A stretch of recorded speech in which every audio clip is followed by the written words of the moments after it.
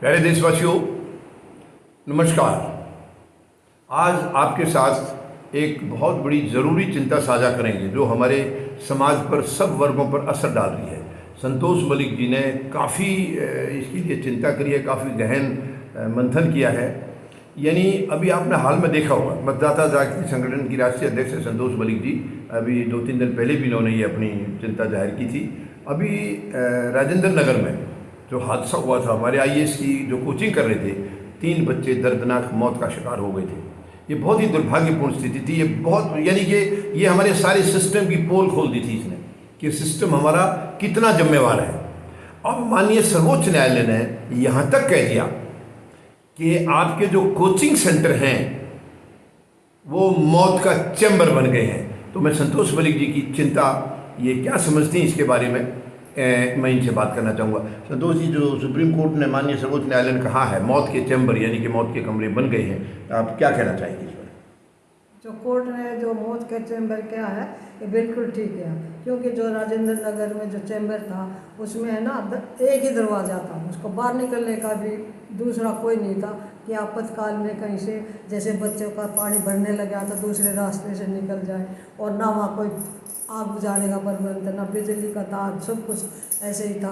इसीलिए वहाँ कोई भी प्रबंध नहीं था कि आपातकाल में कोई सुरक्षा हो सके। इसीलिए ठीक है कोर्ट ने कि वो मौत का ही चैम्बर था।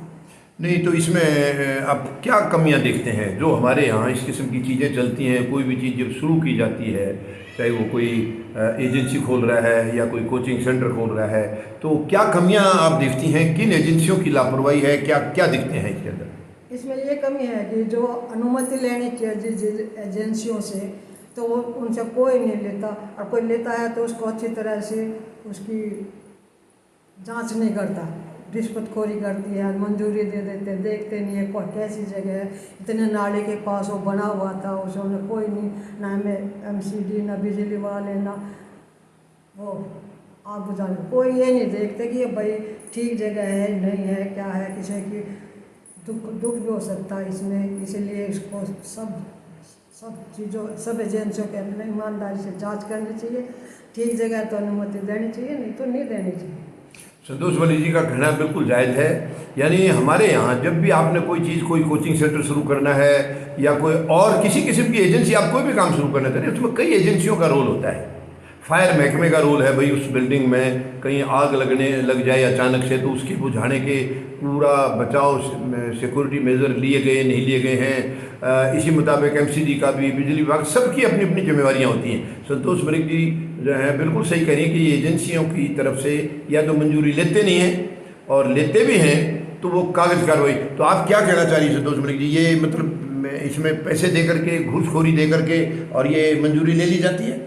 हाँ, इसे तो ऐसा ही लगता है कि भाई उन्होंने घुसखोरी करके मंजूर दे दी, या फिर उन्होंने मंजूर ली नहीं, चुपचाप बना लिया, और किसी ने चेक भी नहीं किया कि भाई गलत जगह ये कैसे हो गया। सेंटर वगैरह खोलते हैं तो सबको अनुमति लेनी पड़ती है, चेक भी करते हैं, भाई मांग भी होती है भाई हम बढ़ाएं नहीं बढ़ाएं। तो इसका मतलब तो यही है कि उसको मंजूरी मिली हुई थी और बना हुआ था, चल भी रहा था। अगर ये आपका नहीं आती तो मेरे ख्याल कोई पता भी नहीं चलता। इससे तो यही महसूस होता है कि भाई घुसखोरी चली है। बिल्कुल ठीक कह रही है संतोष मलिक ने, सही कहा है कि हमारे यहाँ एक फॉर्मेलिटी यानी एक दिखावे के तौर पर रह गया है।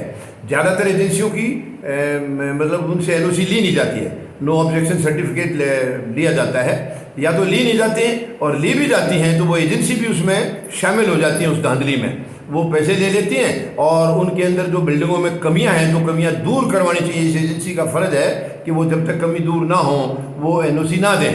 लेकिन क्योंकि वो कमियां ऐसी हैं, उसमें बहुत ज़्यादा दिक्कत आएगी उनको करने में, या पैसा खर्चा होगा, वो ना करके वो कुछ पैसा इनकी जेब में डालते हैं। बड़ी शर्मनाक है, शर्मनाक। हम कौन से देश में जी रहे हैं? भारत जैसी पवित्र धरती पूरी दुनिया में नहीं है, और हमारे देश में इस किस्म की मेंटेलिटी, इस किस्म की मानसिकता बनती जा रही लोगों की कि जब भी किसी का काम कर, ऑफिस में हैं आप, ऑफिस से आपको सरकार से तनख्वाह मिल रही है, फिर आपको क्यों चाहिए रिश्वतखोरी, क्यों घूसखोरी चाहिए आपको? लेकिन ये शर्मनाक है, एक आदत सी बन गई है कि जब तक हमारी जेब में कोई कुछ डालेगा नहीं हम अपनी तरफ से आगे एक्शन लेंगे नहीं। ये शर्मनाक है और इसके ऊपर रोक लगानी होगी। इसके ऊपर आप क्या सुझाव देंगी संतोष मलिक जी? इसके ऊपर कैसे रोक लग सकती है? तो ये से है ना, सब अपनी ईमानदारी से काम करो और जो सही सही है उसका जांच करो, सही हिसाब किताब से, रिश्वतखोरी मत लो। जो जैसा है वैसा ही कहो, जो गलत जगह है तो उसको कहो भाई ये गलत जगह यहाँ नहीं बनाना, ठीक है तो उसको पास कर दो। चलो, मुझे उम्मीद है संतोष मलिक जी की अपील पर आप सब अमल करेंगे और आइंदा से कोई भी गलत काम ना करवाएंगे, ना ही करेंगे। धन्यवाद। जय जवान, जय किसान, जय हिंद।